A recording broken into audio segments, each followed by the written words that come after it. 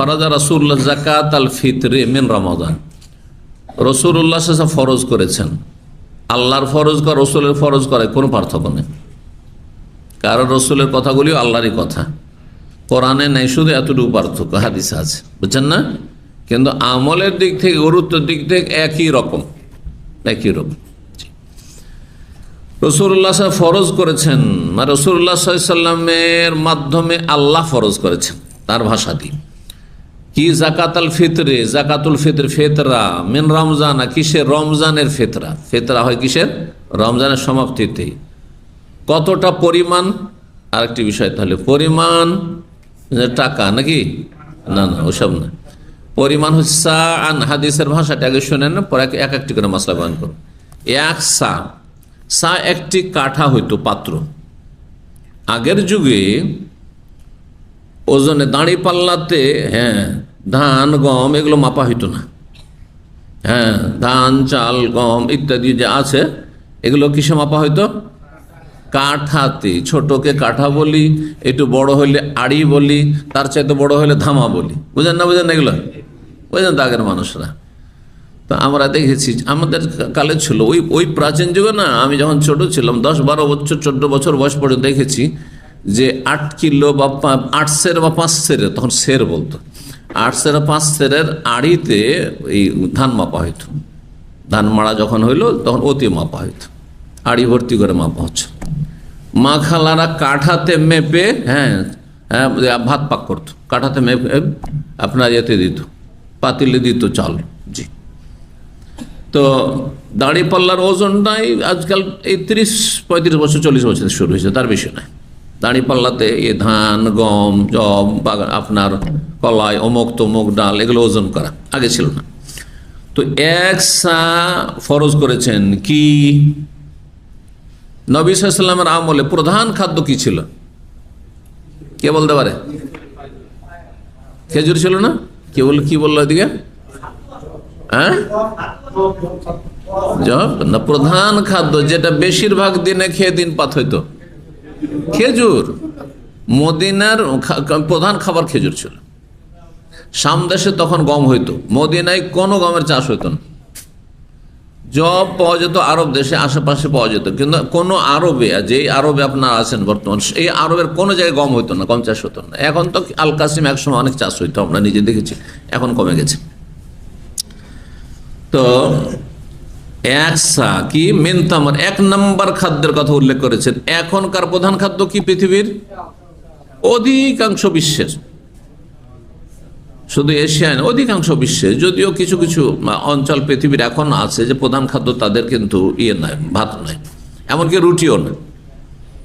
একজন ফ্রান্সের আমার বন্ধু মানুষ, মদিনায় পড়েছে, তারপর অনেক দিন পরে হজ ডিউটিতে দেখা হয়েছে।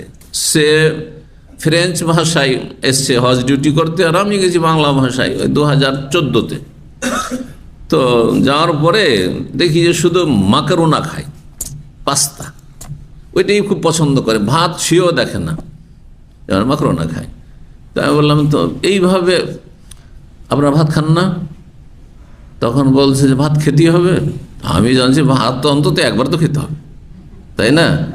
2 বার থেকে এক সময় 3 বার ছিল, 2 বার হয়েছে, তারপর আমিও 2 বার কমে 1 বার তো আছেই, তাই না? না খেলে কেমন কেমন লাগে যেন। তো জানি যে প্রায় লোকই ভাত খায়, কিন্তু ইউরোপের অবস্থা সম্পর্কে তখন জানা ছিল না, সেই দেশে তখন যাইও নি। তো যাই হোক, আমাকে বলছে যে শুধু ভাত খেলে খাবার হলে অন্য খাবার খাবার না। তো অন্য খাবার আমি জানি যে ভাত নয় রুটি, পাকিস্তানি হলে রুটি, আর যদি ইন্ডিয়া বাংলাদেশ হয়, ইন্দোনেশিয়া মালয়েশিয়া হয়, তাহলে ভাত। এই দুটো খাবার জানি প্রধান খাবার। তো বলছেন না না, ভাত রুটি ছাড়াও অন্য খাবার খেয়েও বহু জাতি, অনেক জাতি আছে যারা যুগ যুগ পার করে।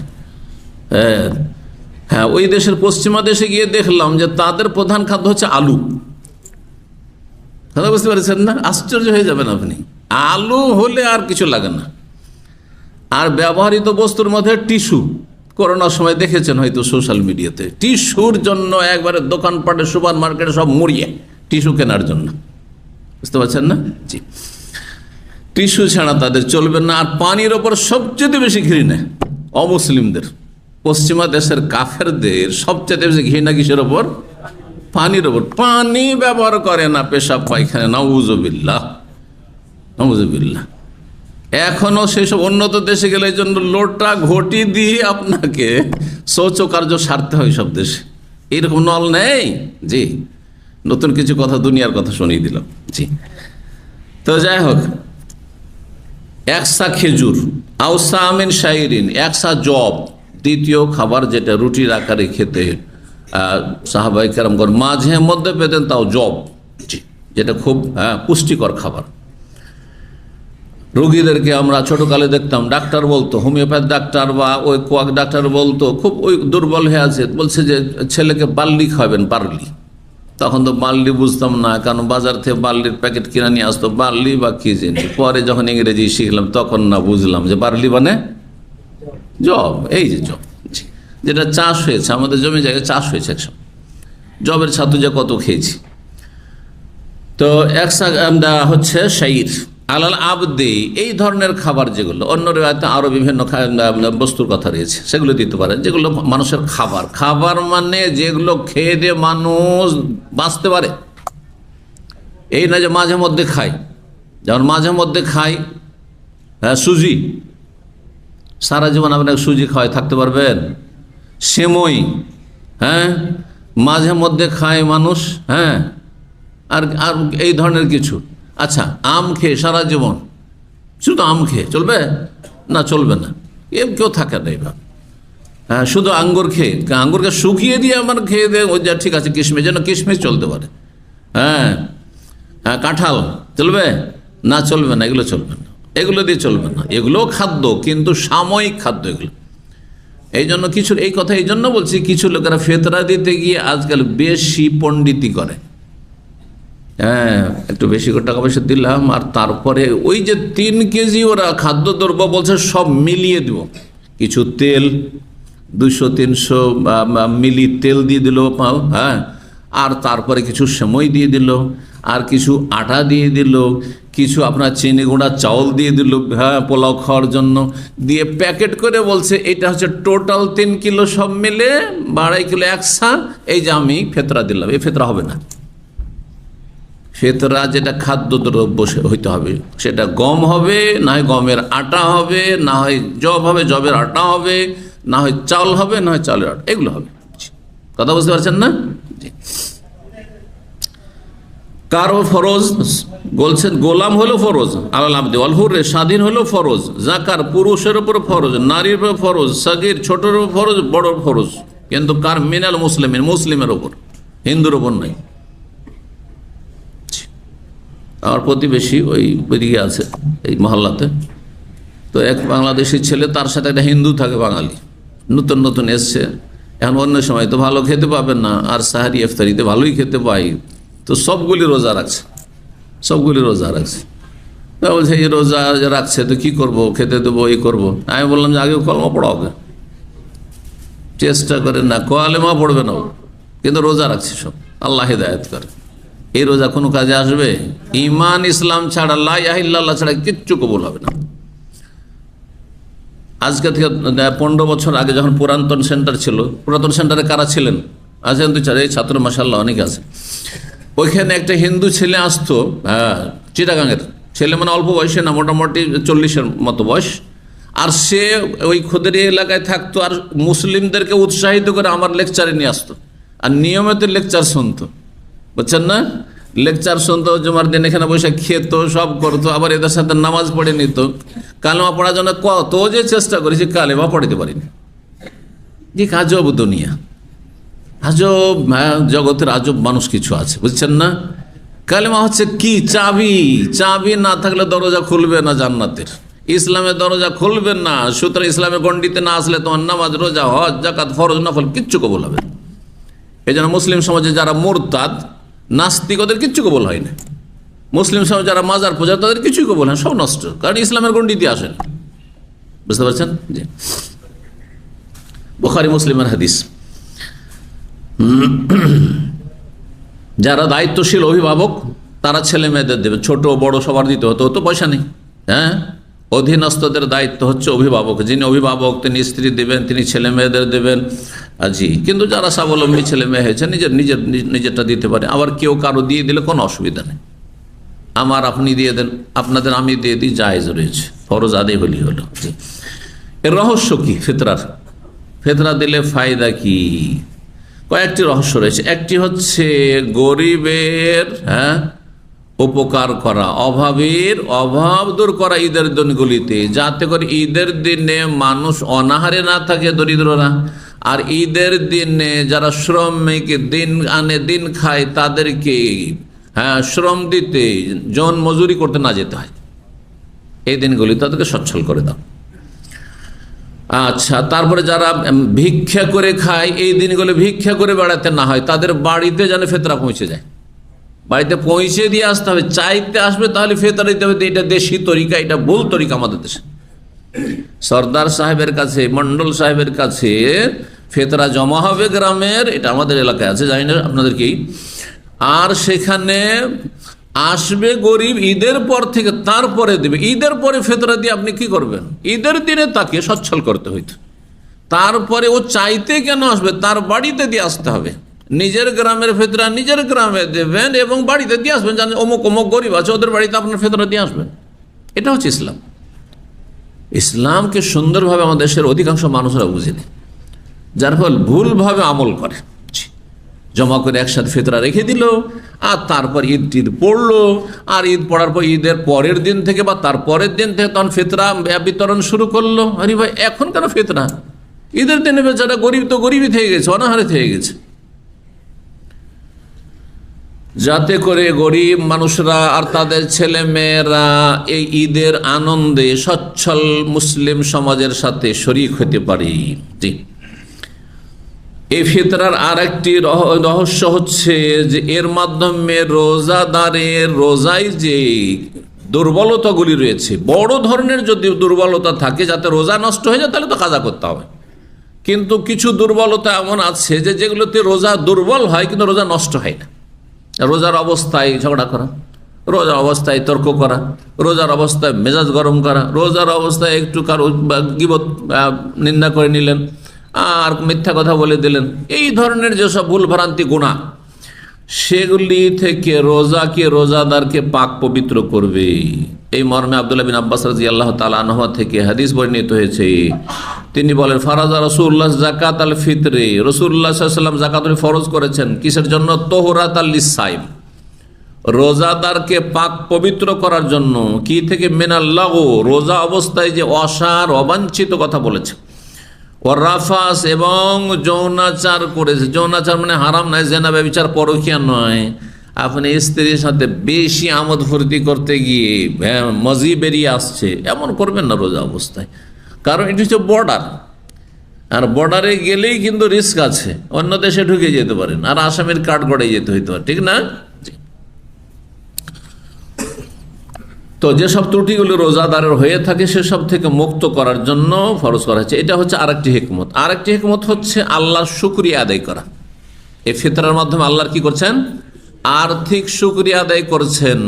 কোরআন কারিমে যেখানে রোজার কথা, রমজানের কথা আল্লাহ বর্ণনা করেছেন, সে আয়াতের শেষে আল্লাহ বলছেন, ওয়ালে তুকমিলুল ইদ্দাতা, তোমরা রোজা রমজানের সংখ্যাগুলি পূরণ করবে, মানে 29 বা 30 যতটা হয় মাস রোজা কমপ্লিট করবে। বলে তোকাব্বিরুল্লাহ, আল্লাহর তকবীর পাঠ করবে, বড়ত্ব মহত্ব ঘোষণা করবে, মানে আল্লাহ শুকরিয়া আদায় করবে। আল্লাহ শুকরিয়ার নির্দেশ আল্লাহ বলে দিয়েছে। আলা মাহাদাকুম, যে আল্লাহ তোমাকে হেদায়েত করেছেন, মুসলিম করেছেন বলেই তুমি রোজা রাখতে পারলে, তোমাকে ধার্মিক করেছেন সেই জন্য রোজা রাখতে পারলে। তুমি যদি অমুসলিম হইতে তো রোজা নসিব হইতো না। তুমি যদি বেদিন নামকাওয়াস্তে মুসলিম হতে তাহলে রোজা নসিব হইতো না। তুমি যদি পাপিষ্ট হতে তাহলে রোজা রাখতে পারতেন না। ইমানি তৌফিক আল্লাহ দিয়েছেন, তারপরে তুমি অসুস্থ হলে রোজা রাখতে পারতে না। তুমি যদি সফর করতে বাধ্য হতে তো রোজা রাখতে পারতেন না। এগুলি আল্লাহ শুকরিয়া, যে আমি মুসাফির হইনি, আমি অসুস্থ হইনি, আমি বেদিনও হইনি, আমি অমুসলিমও না, আলহামদুলিল্লাহ আমি আল্লাহ ভীরু, আল্লাহকে ভয় করি, তাই আল্লাহ রাব্বুল আলামিন আমাকে রোজা রাখার তৌফিক দিয়েছেন। শারীরিক, মানসিক, ইমানি সব দিক থেকে আল্লাহ তৌফিক দিয়েছেন। জি, তো এই জন্য আল্লাহর শুকরিয়া আদায় করা। তো বলছেন ইবনে আব্বাস রাদিয়াল্লাহু তাআলা আনহু যে পাক পবিত্র করার উদ্দেশ্যে অসার কথা কাজ থেকে আর অনাচারে যে দুর্বলতা হয়েছে সেগুলো তোমাতাল মাসাকিন, আর একটি উদ্দেশ্য হচ্ছে রোজান হাদিসের ভাষায় মিসকিনদের ঈদের দিনগুলিতে খাদ্যের ব্যবস্থা করা, যাতে করে 2-4-5 দিন জন মজুরি না করতে হয়, রিক্সা চালিয়ে না বাড়াইতে হয়, কঠোর পরিশ্রম না করতে হয়, ভিক্ষুকে ভিক্ষা না করে বাড়াইতে হয়, অভাবিক অনাহারে না থাকতে হয়, সেও যেন ছেলে মেয়েদেরকে নিয়ে আনন্দ ফুর্তি করতে পারে। ফামান আদ্দাহা ক্বাবলা সালাহ। এখন আর একটি মাসলা আসবে যে এই ফিতরা কখন ফরজ হয় আর এর সময়সীমা আছে কিনা দেওয়ার, না যে কোনো সময় আগে পরে দিতে পারেন। এই ক্ষেত্রে ফরজ হয় কখন, যেহেতু নাম কি, এর নাম হলো যাকাতুল ফিতর বা ফিতরা। আর ফিতর কখন হয় সমাপ্তি, যখন সওয়ালে চাঁদ ওঠে, ঠিক না?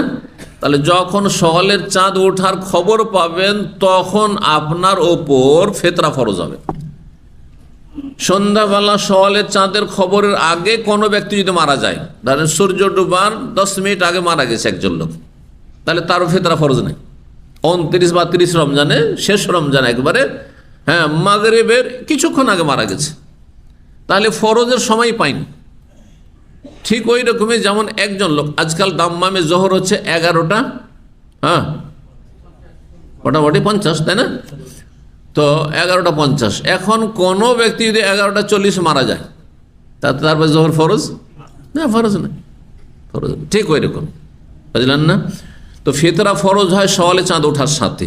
রাত্রিবেলা দিয়ে দিতে পারেন, জায়েজ রয়েছে, কিন্তু উত্তম সুন্নত নবী সাল্লাল্লাহু আলাইহি ওয়াসাল্লাম যেই সময়টা দিয়ে, সেটা হচ্ছে ঈদের দিন ফজর নামাজ পড়ার পরে ফিতরা দিয়ে, গরিবের বাড়ি ফিতরা দিয়ে তারপর ঈদ পড়তে যাওয়া। এটা আমাদের দেশে সম্ভব, কিন্তু সৌদি আরবে ফজরের নামাজ পড়ে মসজিদ ঈদ পড়ার জন্য বসে থাকতে হয়, অথবা ফজর পড়েই গিয়ে ঈদগাহের আশেপাশে গিয়ে ফজর পড়তে হয়, বা ঈদগাহের দিয়ে দৌড় দিতে হয়, ঠিক না? এই সময় আপনি ফকির মিসকিন বিদেশে খুঁজেই পাবেন না, আপনি ওর জন্য একটু সময় লাগবে, ফকির মিসকিন অভাবী যদি খুঁজতে হয়। হ্যাঁ, সেই জন্য এই রিস্ক নেওয়া যাবে না এখানে, বুঝছেন না? যেখানে আপনি পারছেন ফজর পর দিতে, সেটা সবচেয়ে ভালো, কিন্তু ঈদের আগে ফজর পড়ে, ঈদের দিন ফজর পড়ে দেবেন ফিতরা, তারপর ঈদ পড়তে যাবেন, এটা সবচেয়ে উত্তম। জায়েজ টাইম হচ্ছে ঈদের 1 দিন 2 দিন আগে দিতে পারে। সহিহ বুখারীতে এর রিওয়ায়াত রয়েছে, ইবনে উমর বলছেন যে সাহাবীরা ঈদের 1 দিন 2 দিন আগে কেউ কেউ ফিতরা দিয়ে দিতেন। সুতরাং 29 রমজানে 28, 29 তারিখে দিয়ে দিতে পারবেন। আজকে কত যাচ্ছে? 27, 29 হওয়ার সম্ভাবনা এবার কম আছে, সেজন্য কালকে না দিয়ে পরশু থেকে ফিতরা দিতে পারেন 29 দিন, অথবা ধরেই নেন যে কাল 29 হতেও পারে, কালকেও যদি দিয়ে দেন 28, 29, 30 এই দিনগুলিতে যদি দিয়ে দেন তো ফিতরা আদায় হয়ে যাবে, জায়েজ। সময়ের 1-2 দিন আগে দেওয়া যাবে, সহিহ বুখারী হাদিস দ্বারা প্রমাণিত। তারপরে ঈদের পরে কেউ যদি দেয়, না আপনি ঈদের আগে দিলেন, ঈদটা পড়ে চলে আসে, তারপরে ফিতরা দেবো, চলবে? সাদকা হবে, ফিতরা আদায় হয় না, ফরজ ত্যাগ হয়ে যাবে, গুনাহগার হয়ে যাবেন। হাদিস ইবনে আব্বাসের ওই হাদিস রয়েছে, ফামান আদ্দাহা ক্বাবলা সালাহ, কেউ যদি ক্বাবলা সালাহ মানে ঈদের সালাতে, ঈদের নামাজের আগে আদায় করে, ফাহিয়া যাকাতুল মাকবুলা, সেই যাকাতুল ফিতর কবুল হবে। ওমান আদ্দাহা বাদাস সালাহ, কেউ যদি সেটা আদায় করে বাদাস সালাহ, নামাজের পরে, ঈদের নামাজের পরে, ফাহিয়া সাদাকাতু মিনাস সাদাকাত, তাহলে সেটি সাধারণ দান সাদকায় পরিণত হবে। আবু দাউদ এবং ইবনে মাজার হাদিস। দিতে হবে ফিতরা, কি বললাম? হ্যাঁ, খাদ্যদ্রব্য। আরেকটি কথা বলি, ইবনে ওসাইমিন রাহিমাহুল্লাহ বলছেন, খাদ্যদ্রব্য যদি মানুষের খাদ্য না দিয়ে যদি পশুর খাদ্য কেউ দেয়, চলবে? আজকাল কিন্তু মানুষের চাইতে বেশি এক শ্রেণীর বিলাসীরা খরচ করছে, দুনিয়াদাররা খরচ করছে বিড়ালের খাবারে, কুকুরের খাবারে, আর পাখির খাবার, পশু পাখির খাবারে। জানেন না, খুব দামি দামি খাবার আমেরিকা থেকে আসছে, বুঝছেন না, দেশ থেকে আসছে, সেই খাবার খাওয়াচ্ছে। এখন কেউ যদি ভাবে যে আমি একটু দামি খাবার দেবো, বিড়ালের খাবার দেবো, চলবে? কুকুরের খাবার দেবো, হ্যাঁ, কুকুরের সাথে মহব্বত, ইহুদি নাসারাদের, হ্যাঁ, আপনার দলের সে নামকে ওয়াস্তা মুসলিম এক শ্রেণীর লোকেরা আছে, হ্যাঁ, কালকে না তার আগে বলেছি যে এরা জঘন্য মানুষ মুসলিম সমাজের, যারা কুকুর পুষে। কুকুর পুষা হারাম, বাড়িতে এমনি কুকুর পুষা, এবং কুকুর পুষলে আপনার দুনিয়া আখিরাতের সব লস। জি, এই নোংরা প্রাণী কি করে মানুষ পুষে? আল্লাহ হেদায়েত দান করুন। এমন কি বিড়ালও পোষা কোনো সুন্নাত কাজ নাই। হ্যাঁ, আর বিড়াল পোষার জন্য খরচ করবেন, অথচ মুসলিম গরিব মানুষ খেতে পায় না, ইয়াতিম বিধবা বস্ত্রও পায় না, গৃহহীন রয়েছে, তাদেরকে দিচ্ছেন না। আপনি আপনার বাড়িতে বিড়াল পুষবেন? এই জন্য আল্লাহ পয়দা করেছেন আপনাকে। মোটেই জায়েজ নয় এগুলো মুসলিমদের জন্য। এক শ্রেণীর লোকদের বিলাসিতা শুরু হয়েছে। আল্লাহ এদের হেদায়েত দান করুন। মানুষের খাবার দিতে হবে, পশু পাখির খাবার দিলে হবে না। আবু সাইদ খুদরি রাদিয়াল্লাহু তাআলা বর্ণনা করেছেন, কুনা নুখরিজ ইয়াউমাল ফিতর ফি আহাদিনা সাআম মিন তাআমিন, আমরা খাদ্য বের করতাম। তাহলে এই হাদিস আরো ব্যাপক। হ্যাঁ, খাদ্য, যে কোনো খাদ্য, যেই যুগে যেই খাদ্য আপনাদের স্থায়ী খাদ্য মোটামুটি, সেই খাবার দেবেন। যে দামি চাল খাচ্ছেন, দামি চালের দাম দেবেন, দাম নাই, দামি চাল দেবেন, কারণ পয়সা দেওয়া চলবে না। আর যেই ব্যক্তি সস্তা চাল, মোটা চাল খাচ্ছেন, মোটা চালই দিতে পারেন। 3 কেজি মোটা চাল হয়তো সস্তা পাবেন আপনি, কিন্তু আপনি দামি দামি একবারে হাই কোয়ালিটির চাল খাচ্ছেন, তো ওই রকম মানের আপনি চাল দেবেন। এটাই হওয়া উচিত। আচ্ছা, কেউ যদি ফেতরার টাকা দিব, বলছে ফেতরার টাকাও দেব না, টাকা দেওয়া যায় না কিন্তু, আর আমি খাবারও দেব না, আমি কি করব? হ্যাঁ, শাড়ি লুঙ্গি কিনে দেবো। যেমন এক শ্রেণীর আমাদের দেশের লোকেরা জাকাত মানে মনে করে কি? শাড়ি লুঙ্গি, যাতে করে লোকজন শাড়ি নিয়ে যাচ্ছে আর ওই লুঙ্গি নিয়ে যাচ্ছে, আর সবাই জিজ্ঞাসা করছে কি এগুলো কোত্থেকে নিয়ে আসবে? বলছে অমুক মহাজন সাহেব জাকাত দিয়েছেন, ফেমাস হয়ে যায়, জাকাত দেয়। আখিরাতে কিছু পাওয়ার জন্য এরা জাকাত দেয় না। এই জাকাত আদায় হবে না। টাকার জাকাত টাকা দিয়ে দেবেন, টাকার জাকাত টাকা দিয়ে দেবেন, ওসর খাদ্যদ্রব্যের ধানের ধান দিয়ে দেবেন, কথা বোঝা গেছে, গমের গম দিয়ে দেবেন।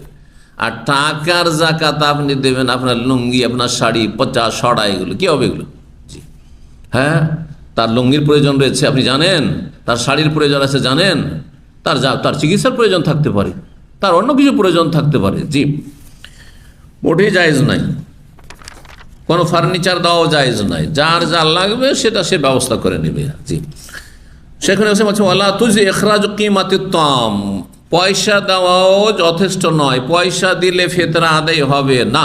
এটি হচ্ছে সঠিক মাসআলা, এবং এটি অধিকাংশ আইম্মায়ে কেরামদের মত, অল্প কিছু ছাড়া। সুতরাং আর তারপরে নবী সাল্লাল্লাহু আলাইহি সাল্লাম, সাহাবায়ে কেরাম জীবনে কেউ একজন সাহাবী কখনো পয়সা দিয়ে ফিতরা দেননি। যদি একজন দিতেন তো বলতাম যে জায়েজ আছে, কথা বলছেন না? সুতরাং টাকা পয়সা দিয়ে ফিতরা যে দেশীয় তরিকা, এটিকে বাদ দিয়ে আপনি সুন্নতীয় তরিকায় আপনি ফিতরা দেন, যাতে করে আপনার ফিতরা আদায় হয়। শাইখুল ইসলাম বলছেন যে কেন কেউ যদি টাকা দিয়ে ফিতরা দেয়, ধরেন আপনি 3 কেজি চাউল, যেই চাউল খান সেই চাউলের টাকা দিয়ে দিলেন, আপনি 20 রিয়াল দিয়ে দিলেন আপনি, তো হবে না কেন? বলছে লিয়ান্নাহু যালিক খিলাফুন, এটি হচ্ছে মা আমার আল্লাহ বিহি রাসূলুহু সাল্লাল্লাহু আলাইহি ওয়াসাল্লাম, আল্লাহ রসুল যে হুকুম করেছেন সেই হুকুমের বরখেলাপ করা। নবীর আপনি নাফরমানি করলেন, আর নবীর বিরুদ্ধাচরণ করে উল্টো যদি আমল করেন, নবী সাল্লাল্লাহু আলাইহি ওয়াসাল্লাম বলেছেন মান আমিলা আমালান, কেউ যদি আমল করে কিন্তু লাইসা আলাইহি আমরুনা, আমার আদর্শ মোতাবেক না, ফাহুয়া রাদ্দুন, সেটা প্রত্যাখ্যাত। সহিহ মুসলিম হাদিস, সেটা আল্লাহর কাছে গ্রহণযোগ্য নয়। সাহাবায়ে কেরামদের আমলের খেলাফ। নবী সাল্লাল্লাহু আলাইহি ওয়াসাল্লাম, সাহাবায়ে কেরাম, 4 খলিফা কেউই কাজ করেনি। সুতরাং টাকা পয়সা দিয়ে ফিতরা দেওয়া জায়েজ নাই। টাকা পয়সা দিয়ে ফিতরা দিলে প্রকাশ পায় না জিনিসটা। আর একটি রহস্য, টাকা আমি আমার পকেট থেকে বের করে আপনাকে দিয়ে দিলাম, গরিবকে দিয়ে দিলাম, দেখা গেল ওই যে ওখানে আশেপাশে আছে সে হয়তো জানতে পারল, তাও হয়তো জানতে পারবে না, ঠিক না? কিন্তু যখন ফিতরা দিয়ে জাকাত দেবেন, ফিতরা কি বলছে, খাদ্যদ্রব্য দিয়ে ফিতরা দেবেন, তখন হ্যাঁ, যারা নিয়ে যাচ্ছে দেখতে পাচ্ছে, সবাই যে দিচ্ছে, হ্যাঁ, যদি গরিবের বাড়ি নিয়ে যে আমি দিই, হ্যাঁ, চালের বস্তা দেখতে পাবেন না। আর যে গরিব আমার বাড়ি থেকে নিয়ে যায়, আমার কাছ থেকে নিয়ে যায়, সেটা দেখতে পাচ্ছেন। এটা প্রকাশ্য ইবাদত। যেমন ঈদ পড়লে প্রকাশ, অমুসলিমরাও জানতে পারে যে আজকে মুসলিমদের ঈদ, এটি প্রকাশ্য ইবাদত, গোপনে চলবে না। জামাতে কেন নামাজ পড়া? প্রকাশ্য ইবাদত। কারণ যদি জামাত করে নামাজ না হইতো তাহলে মসজিদ তৈরি হইতো, হ্যাঁ, আর বোঝা যেত যে দাম্মামে কয়জন মুসলমান আছে আর না আছে, কিচ্ছু বোঝা যেত না। এই গ্রামটি মুসলিমদের গ্রাম না হিন্দুদের গ্রাম না খ্রিস্টানদের, কিচ্ছু বোঝা যেত না যদি জামাত করে নামাজ না হইতো।